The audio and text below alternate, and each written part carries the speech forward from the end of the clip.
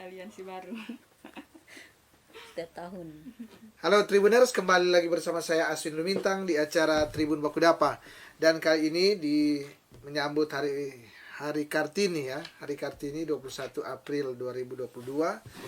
Kita sengaja bersama dengan Gerakan Perempuan Sulut mengambil tema suka duka memperjuangkan undang-undang TPKS, tindak pidana kekerasan seksual, atau tentu pembahasannya mungkin ya lebih ke implementasi ya. Ini kita patut syukuri karena undang-undang TPKS ini sudah disahkan ya.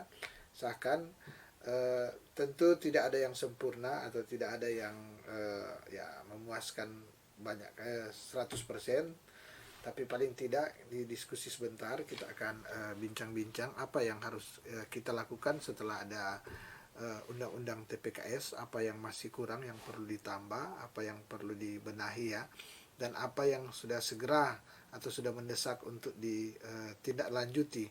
Dan ini saya kira merupakan bagian dari perjuangan Kartini saat ini, atau Hari Kartini ini kan lebih simbol adalah kalau dulu mungkin emansipasi, bagaimana memperjuangkan perempuan dari tingkat pendidikan ya, penyamarataan dalam pendidikan ya, dan hal-hal yang lain. Dan saat ini tentu lebih daripada itu. Salah satunya adalah yang kita akan perbincangkan saat ini adalah bagaimana mengimplementasikan undang-undang tindak pidana kekerasan seksual.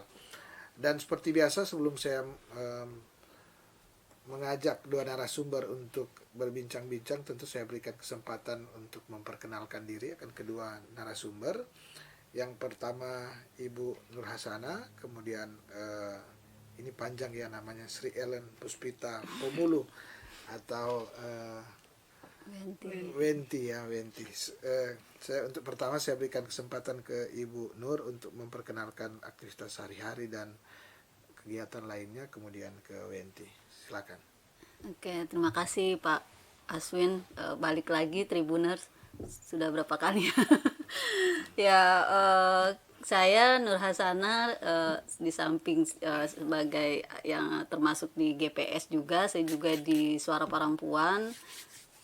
Saya koordinator kajian dan advokasi di Suara Perempuan, dan juga ibu rumah tangga. Ya. Mungkin itu. Wenti. Oke, terima kasih Bung Aswin. Perkenalkan, saya Sri Ellen Puspita Pomulu, biasa disapa dengan Wenti, agak jauh memang dari nama lengkapnya. Saya sebagai Ketua Korps PMI Putri Cabang Metro Manado dan juga tergabung di Gerakan Perempuan Sulut. Dan kesibukan saya selain di organisasi, akhir-akhir ini adalah penyelesaian studi tentunya. Ya. Dan Tribuners ya, demikian perkenalan dari kedua narasumber, dan untuk menyingkat waktu saya akan langsung mengajak kedua narasumber untuk berbincang-bincang. Dan yang pertama tentu saya ingin, seperti yang saya katakan di awal, bahwa di Hari Kartini saat ini 21 Februari 2022 tentu perjuangan yang dilakukan berbeda dengan saat Kartini dahulu ya, agak berbeda. Substansinya mungkin yang sama ya, sama, tapi hanya dimodifikasi ya akan perjuangan. Bahkan mungkin boleh dikata saat ini lebih berat, karena perjuangan saat ini kan bukan kayak dulu lagi. Memang kan kalau dulu mungkin memperjuangkan untuk sekolah, sekarang sudah kelihatan sudah ya, tapi bagaimana hal-hal terkait dengan adanya kemajuan teknologi yang tentunya kadang-kadang mendiskreditkan akan gender. Dan hal ini yang akan kita bahas ya, lebih spesifik ke undang-undang TPKS. Saya ke Bu Nur langsung tentu. Bu Nur, ini undang-undang TPKS tentu disyukuri bahwa sudah disahkan. Apapun itu ya, tadi mungkin ada sebentar ada kurang lebihnya, apapun itu, bahwa perjuangan selama kurang lebih 10 tahun ya, saya baca-baca tadi di referensi ada 10 tahun perjuangan dan dari aktivis peduli perempuan, dan ini sudah disahkan. Tapi tentu perjuangan belum selesai, masih sangat banyak, dan boleh dikata ini adalah awal dari perjuangan, karena sudah awal dari perjuangan baru, karena undang-undang TPKS sudah ada. Tapi gimana implementasinya? Apakah semudah yang dibayangkan atau ada hal yang eh, harus masih membutuhkan perjuangan kuat? Lanjutan. Gimana? Iya, Ya. gimana? Ya, terima kasih Pak Aswin. Kalau saya merespon soal Hari Kartini ya, sebenarnya perjuangannya sih nggak jauh beda. Kartini sendiri sebenarnya dia korban dari pemaksaan perkawinan, Ya. dari poligami gitu ya. Sampai sekarang kan pemaksaan perkawinan masih ada. Makanya Dia pemaksaan korban perkawinan kultur dong. ya. Kultur kan memang kultur. Nah, pemaksaan perkawinan masuk di RUU TPKS saat ini. Berarti perjuangannya masih sama. Masih sama ya. Perkawinan anak itu masih banyak di Sulawesi Utara. Dulu masih itu yang tinggi. di- Dulu itu, itu, sekarang pun itu masih tetap. masih tetap. Nah, sekarang semoga setelah undang TPKS ini disahkan menjadi itu, maka pemaksaan perkawinan anak gitu ya, pemaksaan Iya. perkawinan berdasarkan budaya gitu ya, itu ya minimal berkurang dan akan hilang gitu ya. Pasti berproses gitu. Apalagi pemaksaan perkawinan korban dengan pelaku. Ya. Wah, itu harus benar-benar tidak sama sekali gitu. Nah, terkait soal apa sih selanjutnya perjuangan dari undang-undang ini setelah ini, pastinya aturan turunan, karena kita tahu bahwa undang-undang nggak akan jalan kalau nggak ada peraturan pemerintah gitu, karena di beberapa pasal itu mandatnya harus ada PP gitu. Ya. Nah, PP ini ya pasti yang buat kan pemerintah. Nah, makanya teman-teman jaringan masyarakat sipil, forum pengadaan layanan di mana suara perempuan juga termasuk di situ.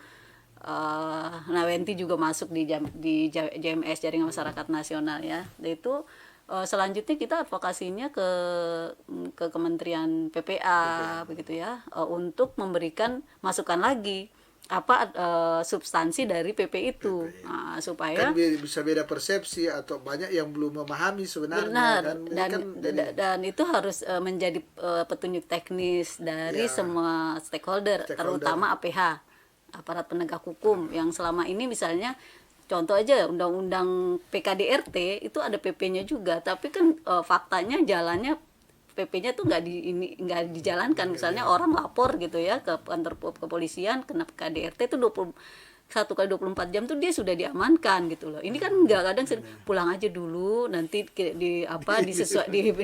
didiskusikan lagi, siapa tahu bisa ini kan nggak, padahal itu sudah ada perintah keamanan di situ, tapi itu nggak dijalankan. Nah, selain kita sosialisasi undang-undangnya ke masyarakat bahwa ini sudah ada undang-undang tindak pidana kekerasan seksual, kita juga akan maksudnya minta PP-nya diselesaikan, dan kita juga akan mensosialisasikan PP-nya panjang gitu ya, panjang intinya. Dan yang pasti yang paling penting kita harus menyamakan ini PP-nya di mana? Pemerintah kan yang peraturan pemerintah, peraturan presiden, instruksi presiden kan ada di dalam situnya. Jadi pasal mana yang memang akan membutuhkan ada turunannya itu. Makanya nanti disisir lagi pasal-pasal mana yang memang diatur selanjutnya di PP. Itu yang kerja lagi gitu kan. Karena kan baru ini aja kan belum hasil yang undang-undangnya belum menerjemahkan itu ya, undang-undang ya, PP supaya jangan multitafsir lagi gitu. Dan menarik saya ke Wenti ya, ini yang menariknya gini, undang-undang TPKS ini baru disahkan, tapi ada undang-undang yang relevan dengan ini, yaitu Permendikbud, bukan undang-undang, Permendikbud ya, peraturan Permendikbud nomor 30 tahun 2021, yang boleh dikatakan senafas ya, sudah duluan ya, sudah duluan. Gimana dengan di kampus ini, perjuangan dengan teman-teman di kampus dengan adanya TPKS dan adanya Permendikbud? Apakah ada yang tumpang tindih atau gimana, atau saling memperkuat? Gimana? Nah, saya sangat bersyukur ya, karena waktu kita lagi getol-getolnya memperjuangkan RUU TPKS jadi undang-undang, itu sudah ada aturan yang mengatur di kampus sendiri, misalnya soal SKPNDIS yang terbit tahun 2019 dan kemudian disusul dengan Permendikbud nomor 30 tahun 2021. Tentu hal itu sangat kabar gembira lah buat kita pejuang-pejuang kekerasan seksual di dalam kampus. Nah,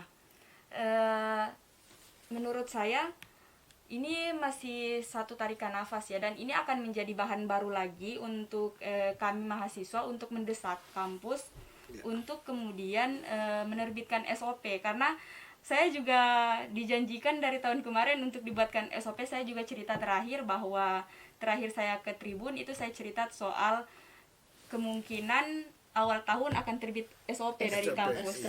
SK. Iya, SK dari kampus soal itu. Nah, tapi sampai hari ini juga saya belum mendapat kabar ya kalau Permendikbud sudah diimplementasikan di kampus. Itu saya belum mendapat kabar soal itu. Terakhir juga diskusi sama Pak Rektor. Pak Rektor juga hanya menyampaikan bahwa akan segera ditindaklanjuti soal SKPNDIS ini. Tapi saya juga belum menerima kabar. Nah, dengan disahkannya undang-undang ini, kami juga punya bahan baru lagi nih untuk mendesak kampus agar mengimplementasikan aturan yang lebih dulu disahkan Permendikbud lah begitu. Ya, ini di kampus sendiri apa yang membuat misalnya terkesan lambat dalam membuat SOP atau ada SK mengenai bagaimana standar operasional apabila terjadi tindak kekerasan seksual di kampus atau hal lainnya di kampus. Apa kan gini, bayangan orang luar, bayangan umum bahwa kampus ini orang-orang pintar semua lah, kan ada rektor, ada dosen-dosen dan mahasiswa ini masyarakat belajar, berakhlak mulia semua. Ya paling tidak masyarakat belajar lebih mudah untuk mengarahkan. Tapi dengan melihat ini kan ada apa sebenarnya, misalnya kurang boleh dikata lambat lah merespons. Padahal ini sekarang ini sudah ada undang-undang TPKS, sebelumnya sudah ada Permendikbud 30 ya, 30 seharusnya cepat diterjemahkan. Kalau Wenti melihat ini apa sebenarnya yang masalah, etiket baiknya tidak ada atau banyak atau sangat sedikit yang memahami literasi mengenai hal ini ya? Ya, menurut saya kalau misalnya soal kesadaran untuk membuat itu saya rasa sudah ada, karena sudah pernah disinggung oleh Ketua PSGA dan juga sudah pernah diskusi dengan Rektor dan Rektor mendukung itu. Tapi kalau misalnya kenapa sampai sekarang itu belum diimplementasikan, menurut saya yang pertama adalah mungkin kurangnya referensi soal bagaimana bisa jadi menindaklanjuti itu. Yang kedua soal anggaran, karena terakhir saya diskusi sama Pak Rektor ya, itu Pak Rektor menyinggung soal misalnya untuk mengimplementasikan Permendikbud itu membutuhkan anggaran, tapi menurut saya yang dibuat pertama itu SK dulu ya, bukan anggaran. Tapi semoga saja. Ini kan klasik kalau sudah bicara anggaran kan di mana-mana kan. Di mana-mana pasti. Itulah. Kayak kita aja bergerak tanpa anggaran bisa kok gitu. Iya. Menarik ya bahwa di kampus ini semakin banyak diharapkan ya dengan ada RUU-TPKS semakin banyak aktivis yang peduli perempuan dan anak, tentu yang semakin berani ya, karena landasan hukumnya kan sudah kuat kan, ada yaitu undang TPKS dan Permendikbud 30. Saya ke Bu Nur ya, Bu Nur ini tadi dikatakan memang undang-undang TPKS ini akan nanti ada turunannya peraturan pemerintah, kemudian peraturan presiden. Bagaimana lebih perjuangannya lebih ke mana ini, karena kan gini, nantinya seperti dikatakan ada pasal-pasal tertentu atau ayat-ayat tertentu yang akan ditafsirkan. Ini kan tidak mudah, di antara sama aktivis saja mungkin ada beda-beda pendapat, tidak akan sama persis. Apakah dari aktivis peduli perempuan nanti sudah sepakat, misalnya sudah ada draft yang diusulkan untuk PP ini kan untuk mendorong ya, atau apa yang akan dilakukan sehingga mempercepat adanya turunan dari undang-undang TPKS, atau masih memilih mensosialisasikan dulu ini, karena ini kan masih butuh disosialisasikan sambil juga. jalan. Sambil jalan, karena sosialisasi itu kan juga sebenarnya bukan tugasnya masyarakat. Sosialisasi itu tugasnya pemerintah gitu kan. Setelah sudah ini mereka ada, karena membuat peraturan perundang-undangan itu punya langkah-langkah gitu kan. Setelah diundangkan ya disosialisasikan begitu kan. Nah itu. Tapi ya kita oke lah, kita sambil jalan mensosialisasikan, tapi juga kita advokasinya ya sama, kita mengadvokasinya substansi dari PP itu gitu. Karena PP itu menjadi pegangan. PP itu kan petunjuk teknis gitu. Iya. Baik untuk APH, baik ke dinas-dinas kementerian terkait misalnya, karena kita ngomong undang-undang pasti kementerian gitu yang akan dia turunkan ke dinas-dinas di kabupaten di provinsi gitu dan kabupaten kota. Nah, setelah itu kan baru bisa daerah membuat perda lagi gitu kan, membuat yang sesuai dengan sesuai dengan itu gitu. Yang Nah, disesuaikan dengan kondisional daerah kan. kembali lagi kan nanti kalau nggak ada peraturan daerah alasannya nggak ada anggaran. Nah, tapi ketika kita dorong advokasi perda, oh nanti ujung-ujungnya anggaran lagi, padahal kan di situ di pendanaan ada akan ada misalnya sumber-sumber pendanaan itu ada dari pihak ketiga gitu. Yang selama ini kan juga digunakan CSR gitu kan. Itu kan nggak di CSR tuh selama ini cuma untuk pendidikan, ekonomi gitu kan. Tapi soal kekerasan seksual atau kekerasan terhadap perempuan gitu itu nggak ada gitu kan dari CSR itu. Nah, sekarang kan sudah mulai dari yang yang amal-amal itu yang dari kumpulan-kumpulan uang yang dikumpulkan dari itu kalau di Islam itu Zakat. badan zakat. Nah, itu sudah ada sekarang mereka mengumpulkan menslot gitu ya, menslotkan itu untuk korban kekerasan seksual dari zakat itu kan. Nah, itu terkait soal RUU TPKS-nya. Tapi kalau saya merespon tadi soal ini kaitannya dengan tadi anggaran, bahwa di kampus bilang ini kaitannya ke anggaran gitu loh. Nah, sementara kementerian Permendikbud itu Kementerian Pendidikan itu kan pasti sudah mengukur gitu kan, mengukur kemampuan dari kampus ya apa. Cuma soal perspektif yang belum dan soal keberpihakan gitu loh. Atau menunggu akan ada kasus baru kita pakai pemadam kebakaran. Nah, sementara ini satu kampus aja ada kasus juga nggak selesai, satgas nggak jadi ini kasus nggak juga selesai. Apakah ada atau tidak ada ini kasus, kan itu harus diklarifikasi kayak saya kemarin. Kalau memang tidak ada kasus ya klarifikasi, kalau ada kasus ya diselesaikan kan gitu. Artinya sudah bisa membayangkan atau sudah ada contoh-contoh kasus bahwa mengimplementasikan undang-undang TPKS ini tidaklah mudah yang dibayangkan. Nah, perkembangan terakhir kan yang kayak di Unri, kampus Unri yang kemarin dia divonis bebas kan, kemarin mereka kan audiensi ke Pak Menteri ya kan, si korban, dan itu akan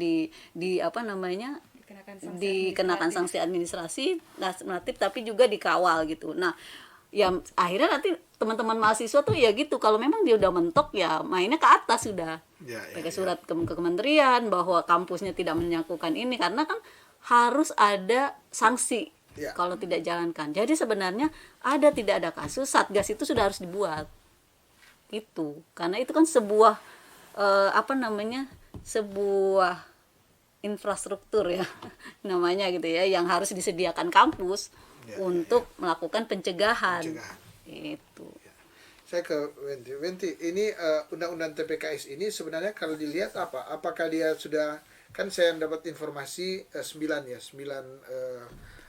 jenis yang sudah terakomodir ya, Kemudian ada yang belum ya, ada yang belum sekarang apa perjuangan dari Wenti dan kawan-kawan ini ya tentu bersama-sama dengan Mbak Nur, tapi minimal di kalangan mahasiswa apa yang sehingga kan perjuangan lebih rancak ya, lebih ini ada dari kalangan mahasiswa gimana. Nah, kalau misalnya untuk selesai undang-undang ini disahkan, apalagi perjuangan kita ya, tentu saja yang pertama adalah mengadvokasi implementasinya, dan yang kedua adalah memastikan bahwa substansi dari poin yang dikeluarkan dalam undang-undang TPKS, yaitu pemerkosaan, dan katanya dijanjikan untuk dimasukkan ke dalam RKUHP yang katanya akan disahkan bulan Juli ya, itu masuk. Karena kan seperti yang dikatakan Mbak Nur tadi, bahwa definisi perkosaan di RKUHP di KUHP sekarang itu hanya sebatas penetrasi penis ke vagina. Kalau misalnya digunakan alat-alat lain untuk memerkosa, itu tidak dikatakan pemerkosaan. Nah, hal-hal itu yang kemudian akan kita kawal selanjutnya masuk ke dalam RKUHP. RKUHP. Saya ke Mak Nur. Mak Nur, ini menindaklanjuti ya tadi. Kan ada beberapa ada yang beberapa diharapkan masuk ya, beberapa item yang diharapkan masuk, tapi ternyata tidak ya.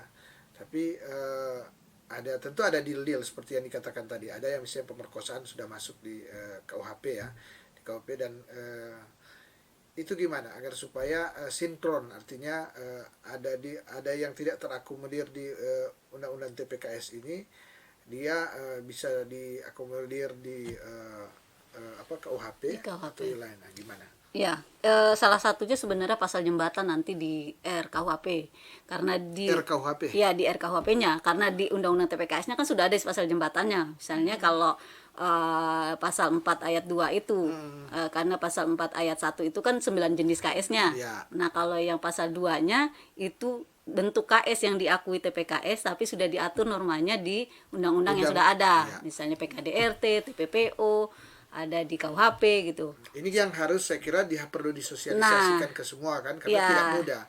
Ya, jadi karena di TPKS-nya sudah diatur, maka di RKUHP-nya itu harus dilingkan. Nah, misalnya di sana dan itu butuh perjuangan. Iya, jadi di RKUHP bahwa sama. bentuk KS yang diakui di ini nanti misalnya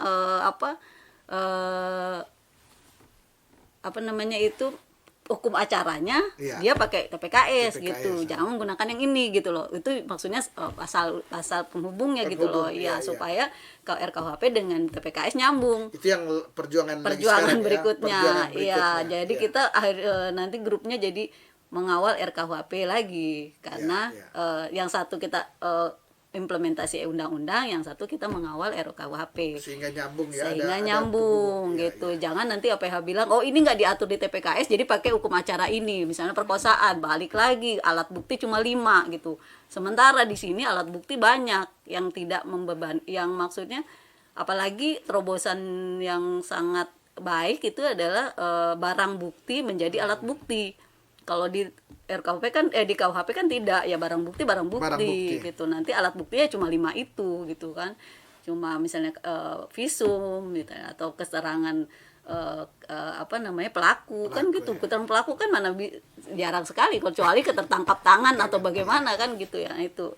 Jadi itu yang harus diperjuangkan kembali. Artinya gini, ada hal-hal teknis ya, saya akan sebut hal-hal teknis nanti kan intinya bagaimana ini apabila ada kasus kemudian terjadi persidangan, bagaimana penegak hukum atau aparat hukum memang ada mempunyai perspektif korban dan memakai undang-undang yang ada ini yang diharapkan ya. Ya, jangan pun di persidangan, waktu di pelaporan ini harusnya sudah dari polisian, jaksa sampai hakim. Rangkaian begitu. Nah, satu lagi Pak Aswin yang sangat ini sebenarnya kita kemarin kan pemaksaan aborsi gitu ya, tapi yang justru dimasukkan waktu pemerintah kan aborsinya sebenarnya. Jadi kan aborsi itu bukan KS, jadi akhirnya dikeluarkan. Tapi akhirnya kita dealnya, maksudnya kita memohon, pemaksaan aborsi tidak ada, tapi layanan untuk korban pemaksaan aborsi itu masuk di RUU TPKS gitu. Misalnya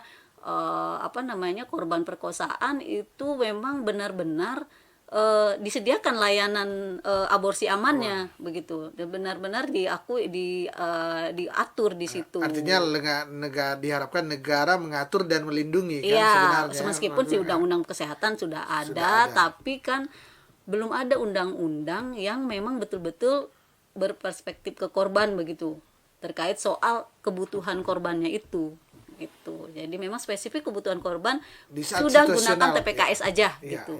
Gitu loh kita maunya. Ya, dan ini menarik ya, ternyata kalau dirunut-runut ya masih banyak hal yang terasa kurang ya apabila terjadi suatu kasus. Tapi tentu kita tidak dibincang-bincang ini karena waktu, tentu kita tidak akan ke dalam ya sebenarnya. Tapi saya ingin gimana kita teman-teman tentu tadi sudah dikatakan bahwa untuk mensosialisasikan ini ini memang tugasnya dari pemerintah. Tapi kita juga sebagai berbagai elemen tentu harus berusaha mengetahui, harus berusaha membantu mensosialisasikan, karena memang kan kita tidak tahu seberapa pemerintah ini terdiri dari person-person yang bisa saja ada yang memang mendorong, ada yang tidak. Tentu teman-teman aktivis peduli perempuan dan anak ini punya cara bagaimana agar supaya seperti dikatakan tadi, selain mensosialisasikan, kemudian juga memperjuangkan aturan-aturan turunannya. Saya ingin mempertegas lagi kira-kira apalagi yang di tingkat mahasiswa. Kan begini, teman-teman yang dikatakan masyarakat belajar, masyarakat yang cerdas, harus lebih dulu memahami, sehingga diharapkan mereka yang menjadi agen untuk memberikan informasi ke ini.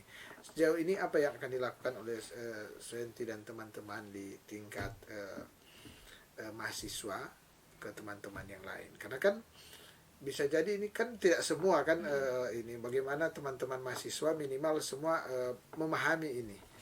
Ya.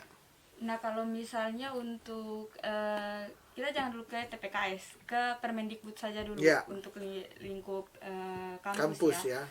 Kalau untuk Kopri sendiri, karena ketika diterbitkannya Permendikbud itu kampus belum punya respon apapun, tidak memberikan respon apapun, ataupun itu contoh kecil ada aja pemberitahuan. ya. Nah, apa yang dilakukan Kopri ya datang buat diskusi, walaupun itu sebenarnya tugasnya kampus untuk memberitahu mahasiswa, tapi karena kita juga lihat kampus kelihatannya masih adem-adem saja, tidak merespon soal Permendikbud, jadi kita menginisiasi untuk kemudian mensosialisasikan Permendikbud ini di kampus. Jadi yang buat sosialisasi pertama Permendikbud di kampus itu justru mahasiswa, itu justru dari Korps Pemi Putri sendiri.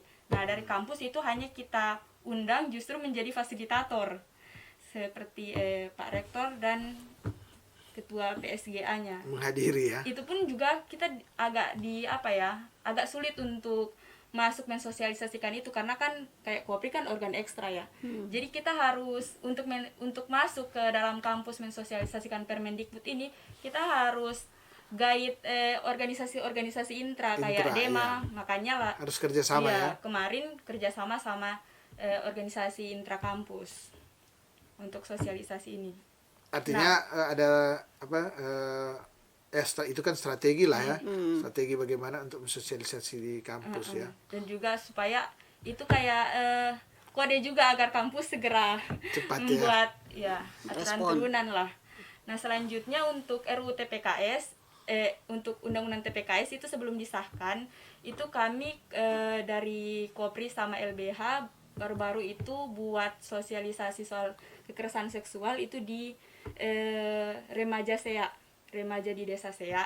Nah, tapi yang kita sosialisasikan itu bukan undang-undang TPKS karena belum disahkan. Yang kami sosialisasikan soal bentuk-bentuk kekerasan yang itu diatur dalam KUHP, misalnya perdagangan orang, kekerasan dalam rumah tangga, pemerkosaan, itu yang kita sosialisasikan. Kemungkinan untuk kedepannya akan ada sosialisasi soal undang-undang TPKS dari Kopri dan juga LBH PMI Metro Manado.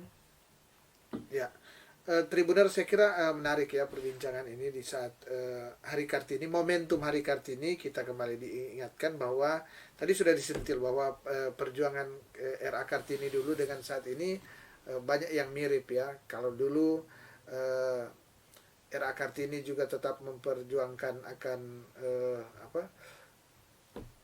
perkawinan usia muda ya, perkawinan usia pemaksaan pernikahan ya. Saat ini juga masih masuk agenda-agenda perjuangan ini. Tapi tentu kita bersyukur di era 2022 ini sudah ada undang-undang TPKS. Artinya yang diperjuangkan ini sudah ada dalam bentuk suatu undang-undang. Ini boleh dikata perlindungan negara terhadap apa yang diperjuangkan ini sudah ada. Tinggal tentu bagaimana selain turunan, tentu bagaimana untuk mensosialisasikan ke masyarakat, banyak. Karena begini, paling tidak saya kira ke aparat-aparat ya, aparat yang seperti dikatakan tadi dari Polisi. pelaporan ya. Ini kan rangkaian ini sebenarnya yang diharapkan sudah berperspektif korban, Iya. sehingga ketika terjadi suatu kasus, tentu yang diharapkan bahwa betul-betul korban ini selain mendapat keadilan juga mendapat perlindungan. Ya. Perlindungan, karena kita tahu bersama tentu korban ini bukan cuma soal dia salah satu yang paling itu adalah traumatis tentu ya, traumatis psikisnya, sehingga diharapkan dengan ada undang-undang TPKS perlindungan terhadap korban selain keadilan tentu Nah, catatannya sudah koordinasi. iya, Koordinasi itu yang harus bagus antar multi pihak Iya, itu, antara APH, pendamping baik pendamping dari komunitas atau pendamping dari pemerintah seperti UPTD, Iya, seperti iya, itu. Jangan lagi korban lapor ke polisi, ya. kepolisian tidak berkoordinasi dengan lembaga pendamping sehingga korban harus jalan sendiri. ya. Gitu. Karena seringkali memang seperti itu. Di lapangan ya, Di lapangan seperti itu. Pendampingan itu hak korban. Ya. Jadi korban yang menentukan korban mau didamping atau tidak itu korban gitu, bukan polisi atau bukan pendamping gitu. Jadi tapi masalahnya kan korban nggak tahu itu dia punya hak itu, iya kan? Bahwa selama ini tidak ada misalnya. selama ini misalnya si korban nggak mau didamping itu karena dia nggak tahu haknya. Bahwa gitu. dia punya hak. Iya, nah aparat penegak hukum yang tahu itu maka mulailah melakukan koordinasi cara baik begitu. Artinya dia yang proses hukumnya aparat penegak hukum, tapi proses healing traumanya, kebutuhan korban soal medisnya itu kan ada dinas kesehatan, ada rumah sakit, atau di sini ada UPTD yang memang dia komprehensif ada di situ, gitu. Jadi salah satu kelebihannya itu fungsi koordinasi yang harus lebih, tataran teknis begitu ya, ya. tataran teknis koordinasi ya. Jadi aparat yang harusnya lebih mengetahui, memang dia harus mengetahui. Ya, karena kan biasanya masyarakat nggak tahu ada suara perempuan, Iya. ya kan? Yang dia tahu kantor polisi. Kantor polisi. Ya, otomatis masyarakat lebih banyak di kantor polisi. Nah, polisi tinggal berkoordinasi. Kalau dia punya kontak suara perempuan, ya dia koordinasi. Atau dia punya UPTD. Atau kalau di kabupaten kota masih P2 TP2A ada juga gitu, karena tidak semua sudah berubah menjadi UPTD gitu ya. kan. Nah, itu koordinasi itu aja. Jadi mulailah kita membangun kesadaran semua pihak gitu loh, bahwa titik penanganan ini adalah kepentingan korban gitu. Ya, ya. Tribuner, saya kira menarik ya ini, bahwa undang-undang TPKS ini sudah ada pada titik ini, tapi mungkin tidak mengapa kalau saya ingin bertanya terkait flashback ya. Ini perjuangan 10 tahun tentu tidak mudah, sesuai dengan tema kita ada suka dukanya. Jadi saya ingin nanya sebenarnya ini gimana ini ke tadi Bu Nur ke Tenti ya. Tenti ini perjuangan ini sudah 10 tahun, kemudian mungkin Tenti dan teman-teman mengambil bagian di beberapa tahun terakhir ini. Kira-kira mungkin apa yang ya boleh dikata suka duka ya, boleh dikata suka duka dalam kaitan memperjuangkan, saya lebih suka mengatakan ini hak-hak yang perempuan dan anak, atau perlindungan perempuan dan anak, karena sesungguhnya undang-undang ini kan baru berapa ini ya. Gimana dalam ini tujuannya adalah supaya pemirsa Tribun melihat bahwa ini tidak mudah, bahwa tidak mudah, dan ini bukan terjadi secara instan. Ini diperjuangkan oleh berbagai lapisan masyarakat ya. Mbak Nur dengan generasi yang berbeda, dan tentu berbeda, ini berbeda generasi, tapi semua ada perjuangannya kemudian sampai di titik ini. Gimana perjuangan di kampus menggambarkan, boleh silakan. Nah, kalau misalnya sukanya dulu apa dukanya dulu ini? Kalau dukanya dulu lah. Lebih kan, sebenarnya lebih ke gimana aja kan dia punya perjuangan. Kalau misalnya saya mulai konsen di isu ini kan pada tahun 2017 ya, pas masuk kuliah. Nah, kalau bisa dikatakan ya, yang pertama itu lelah sudah pasti, apalagi kayak Mbak Nur yang sudah puluhan tahun lah kasus ini. saya saja yang baru dari 2017 udah lelah. Dan tentu saja banyak sekali Lelah tapi rintang-rintang. tetap semangat Iya. kan ya. Yang menyedihkan itu adalah ketika misalnya kita berjuang, tetapi teman-teman yang seperjuangan lah dengan kita, misalnya nih kita punya satu komunitas yang memang memperjuangkan isu-isu minoritas lah, misalnya soal kekerasan seksual, misalnya perempuan, soal penggusuran, soal reklamasi, tapi kebanyakan itu kayak isu perempuan itu yang paling dipinggirkan lah ketimbang isu-isu lain. Kayak isu perempuan ini adalah isu yang subordinat, isu yang nomor 2 lah, ketimbang isu misalnya penggusuran, reklamasi, soal saya tidak mengatakan bahwa isu itu kecil ya, tapi menurut saya itu harus sama-sama lah diperjuangkan. Jangan ketika misalnya kita memperjuangkan soal kekerasan seksual justru dibilang kenapa sih hanya melulu saja urus perempuan saja kayak gitu. Saya sering kali mendapatkan statement seperti itu di perjalanan saya memperjuangkan isu ini. Saya sering mendapatkan pernyataan-pernyataan seperti itu oleh teman-teman yang sama-sama pejuang lah istilahnya. Jadi itu hal yang lumayan membuat saya kayak kok seperti ini begitu, kayak isu ini dipinggirkan, kayak oke, lo bahas isu ini artinya lo itu ketinggalan. Kayak kamu masih di isu-isu ini aja, kayak move on dong dari isu ini, pindah ke isu lain. Sementara gimana mau move on kalau misalnya kasusnya masih ada. Dan saya juga sebagai perempuan otomatis saya mempunyai kewaspadaan yang lebih tinggi karena perempuan tidak bisa dipungkiri kebanyakan korban adalah perempuan. Jadi otomatis kepedulian saya terhadap kasus ini lebih lah seperti itu. Dan saya berharap nanti untuk perjuangan kedepannya jangan lagi mendiskriminasikan isu-isu soal perempuan, soal kekerasan seksual, karena ini kita sama-sama memperjuangkan soal kemanusiaan. Karena isu perempuan ini bukan hanya milik perempuan. Seperti itu, isu kekerasan seksual bukan hanya milik perempuan, sama saja sama dengan isu-isu hak asasi manusia lainnya lah. Ke Bu Nur gimana perjuangan selama 10 tahun ini? Tentu tidak mudah, dan tentu kalau mau cerita rinci kalau saya sendiri sebenarnya baru 2015 benar-benar konsen itu setelah masuk di Suara Perempuan. Sebelumnya saya di isu 65 yang soal tapi sebenarnya di semua isu pun sebenarnya kalau teman-teman paham itu pasti akan kaitannya dengan perempuan. Karena di isu lingkungan juga ada teman-teman aktivis perempuan, di isu apapun lah gitu. Nah, masalahnya adalah isu perempuan itu dianggap hal yang nggak penting gitu, hal yang dianggap bahwa apa sih yang mau diperjuangkan perempuan gitu loh. Ini udah ada kok, misalnya sudah soal pendidikan kah atau soal kekerasan seksual itu kan karena kalian sendiri gitu loh, pakai bajunya seperti ini ya kan, gestur tubuh kalian yang minta digoda gitu di ini. Jadi memang perspektif soal keperempuannya itu gitu loh. Nah, maka menganggap bahwa kita ngomong isu perempuan itu cuma soal fisik perempuan gitu. Tapi dia nggak tahu gitu. Maksudnya kalau mendalami terus isu perempuan itu sampai manapun gitu. Di lingkungan misalnya, di isu lingkungan, tambang. Itu yang paling banyak perempuan akan ada di situ.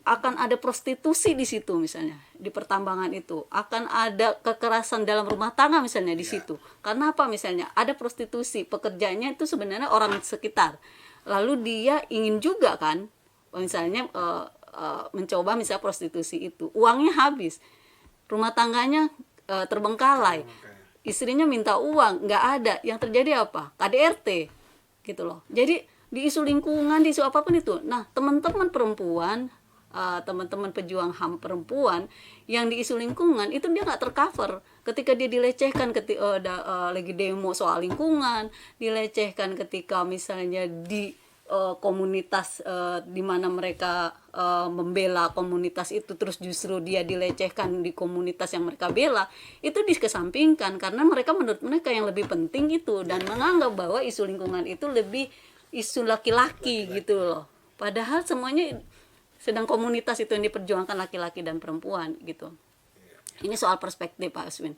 Jadi kita nggak akan perjuangan ini nggak akan ada kemajuan yang berarti secara implementasi karena kita semuanya paham soal teori. Ya. Perempuan dan laki-laki itu sama begitu kan, perempuan dan laki-laki itu sejajar ini, tapi implementasinya nggak jelas. Soal misalnya di rumah aja lah gitu kan, kita nganggap anak perempuan dan anak laki-laki itu sama kok gitu ya, katanya gitu. Tapi kalau misalnya kita orang tua punya uang hanya satu untuk memperpanjang pendidikan anak, mana yang dipilih, anak laki-laki atau anak perempuan? Coba Pak Aswin, sebagai orang tua. Asli anak laki-laki. Iya, harusnya dua-dua kan? Ya. Enggak, ini kan cuma satu. Ya. Pilihannya apa? Pilihannya. Nah, laki-laki atau anak perempuan? Pasti anak laki-laki yang akan dimajukan karena dianggap laki-laki kepala rumah tangga. Ya kan, dia akan mencari nafkah. Perempuan nanti akan dibiayai nafkahi oleh suaminya begitu. Nah, ketika dia berumah tangga, dia skillnya kurang, suaminya sakit, dia yang menjadi kepala rumah tangga atau dia bercerai baik hidup baik atau mati, dia menjerumuskan anaknya sendiri sebagai yang perempuan ini gitu loh. Ya. Yang dia bisa apa akhirnya? Menjual diri. Nah, tapi yang di stigma lagi perempuan lagi gitu kan. Kenapa kamu jadi pelacur atau kenapa kamu menjadi pekerja seks begitu? Padahal dia nggak punya skill. Siapa yang bikin dia nggak punya skill? Bisa jadi orang tuanya. Bisa jadi budaya yang ada di situ gitu yang menganggap bahwa Kultur perempuan yang gitu. ini ya. Nah, itu. Ya.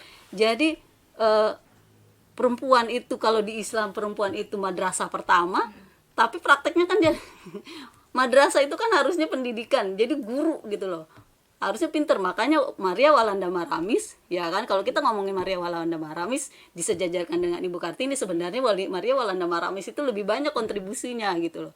Karena apa? Awal dia berjuang itu bagaimana perempuan bisa memberikan makanan-makanan sehat misalnya ke keluarganya. Jadi yang dikasih skill memasak atau tata boga gitu. Ya kan? Setelah tata boga sudah berjuang, lalu gini, siapa yang bikin keluarga itu sehat? Kalau bukan perempuan. Ya. Maka dia harus kasih pendidikan kedokteran. Sekolah kedokteran, ya kan?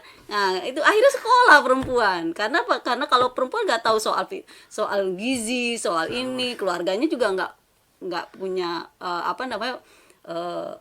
potensi begitu ya. Nah, lalu yang kedua setelah itu perempuan diperjuangkan untuk mempunyai hak pilih. Ya kan? Berpolitik ya. Berpolitik. Setelah hak pilih diakuin, lalu baru dia memperjuangkan bagaimana perempuan dipilih. Ya. Sampai di situ dia. Jadi mainnya dari bawah. Memang perempuan itu harus pintar gitu loh. Ya.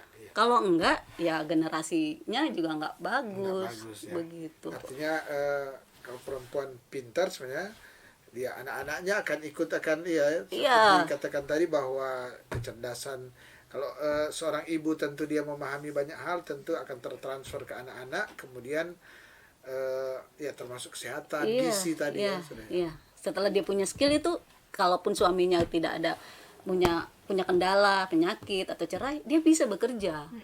Gitu loh. Dia tidak lagi ketergantungan secara ekonomi sama laki-laki, sehingga komunikasi dalam keluarga pun menjadi setara begitu. Bukan suami istri pembantu di keluarga gitu kan, tapi punya tawar menawar, bukan untuk menggantikan menjadi kepala rumah tangga ya gitu ya. Perjuangannya bukan itu, tapi perjuangan soal kita sama setara dalam berkomunikasi.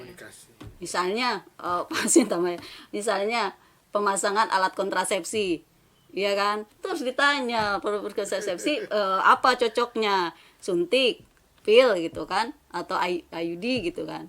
Nah kalau misalnya nggak cocok, yang ngerasain kan perempuan, dia tidak bisa ngomong ke si suaminya, saya nggak cocok ini, bisa nggak diganti. Kalau nggak cocok semua, bisa nggak suaminya yang dipasektomi, iya kan? Itu gitu loh. Jadi ada KB pria gitu, jadi ya harus sama-sama. Karena apa? Kalau dia istri nggak cocok di KB, itu bisa imbasnya misalnya si istri sudah tidak bisa mau melayani suami, hasrat seksnya menurun gitu. Suami sementara minta dilayani, akhirnya istri daripada dia tersiksa, maka diserahkan, silahkan mencari perempuan lain begitu.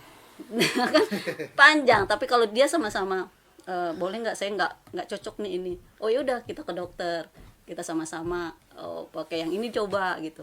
minum pil KB, gendut, ya kan? Iya, Gemuk. iya. Kamu gemuk, cari yang cari. Tapi maksud saya soal perjuangan kesetaraan gender itu bukan soal perempuan mau menyaingi laki-laki atau mau melawan laki-laki gitu loh, tapi kita berjalan beriringan gitu kan, lebih ringan. Misalnya kalau misalnya kita paham masyarakat laki-laki boleh menangis, laki-laki boleh gagal, ya kan, dan perempuan juga memahami itu kan ringan juga laki-laki, ya kan, nggak terlalu stres juga. Nah, perempuan juga bisa mencari nafkah gitu loh. Bukan hal yang memalukan begitu kalau perempuan yang mencari nafkah lalu laki-laki bekerja di domestik, ya begitu, karena itu sudah kesepakatan bersama gitu. Itu sih Pak Aswin.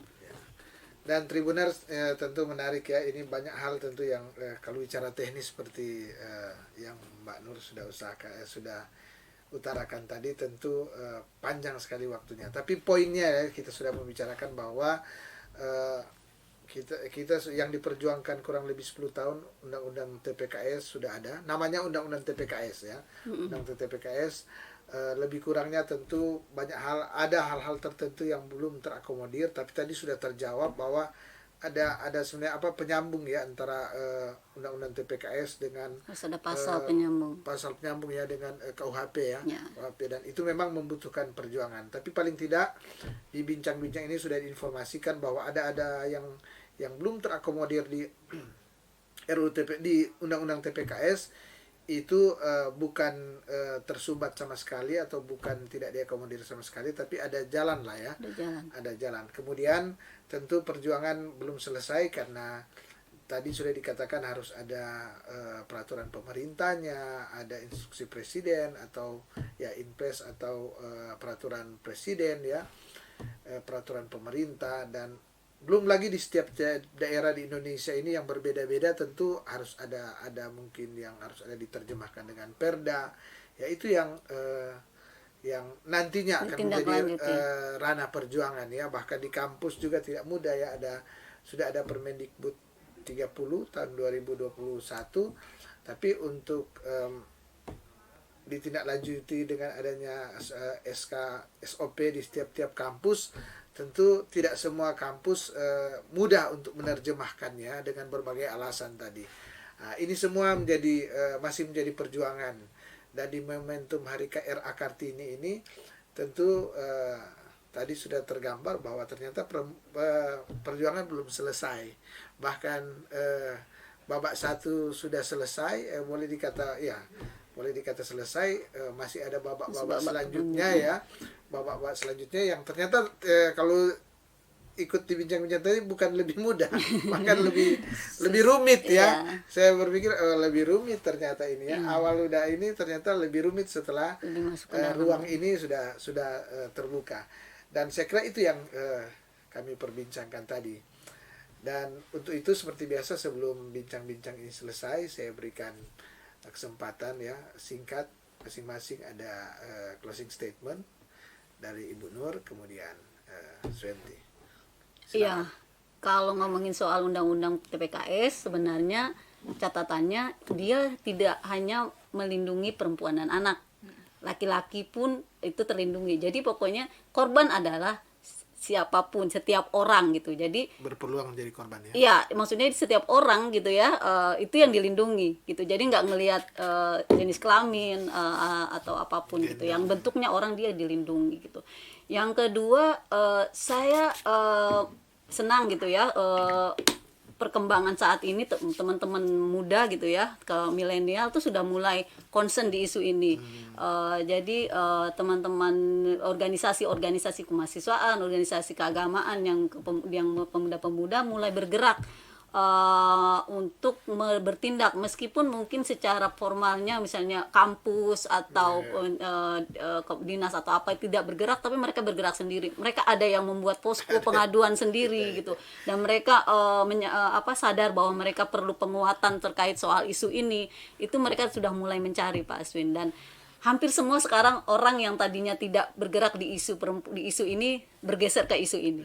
Jadi Mulai artinya kelihatan seksi, agak seksi ya. pencapaian kita selama 10 tahun selain memang RUU menjadi TPKS menjadi undang-undang, tapi juga orang-orang yang terpapar di isu ini sudah mulai banyak dan sudah mulai fokus di sama-sama di sini. Jadi perjuangannya semakin banyak lah. Ada yang tumbuh dan ada yang tumbang, ada yang tumbuh. Gitu. Ya. Swenti, silakan. Yang ingin saya sampaikan pertama ya tentu saja syukur alhamdulillah ya Mbak, undang-undang TPKS sudah disahkan dan semoga lebih banyak lagi orang yang punya perspektif lah soal isu ini, karena kan kebanyakan kekerasan seksual terjadi dan dibiarkan karena orang-orang belum mempunyai perspektif soal itu. Nah semoga saja dengan adanya undang-undang TPKS ini orang-orang lebih banyak lagi yang mempunyai perspektif yang baik soal kekerasan seksual, bahwa kekerasan seksual itu adalah kejahatan kemanusiaan yang harus diberantas, bukan dinormalisasi. Ya. Dan tentunya saya sudah minta mengucapkan terima kasih ya kepada kedua narasumber, pada Ibu Nur dan Swenti yang sudah hadir di Tribun Bakudapa, dan kita sudah berbincang-bincang yang lebih ke bagaimana mengimplementasikan undang-undang TPKS, dan ini sudah terjawab. Dan kali ini memang saya boleh katakan ini edisi spesial karena hari ini kebetulan tanggal 21 April 2022 merupakan Hari Kartini, yang tentu di Indonesia Kartini ini merupakan momentum ya, atau tonggak bagaimana perempuan boleh penyetaraan ya, penyetaraan gender. Tadi sudah disentil banyak hal dan di sulut sebenarnya ada juga Maria Walna Maramis, tadi sudah disentil ya, Maria Walna Maramis yang merupakan pahlawan ya, atau perempuan yang peduli terhadap kesetaraan perempuan ya. Dan saya kira itu yang sudah kita perbincangkan. Dan tentunya saya juga mengucapkan terima kasih kepada para Tribuners yang sampai saat ini setia menyaksikan akan acara Tribun Bakudapa. Dan kita akan bertemu lagi pada besok hari, tentu dengan tema perbincangan yang berbeda. Mata lokal menjangkau Indonesia.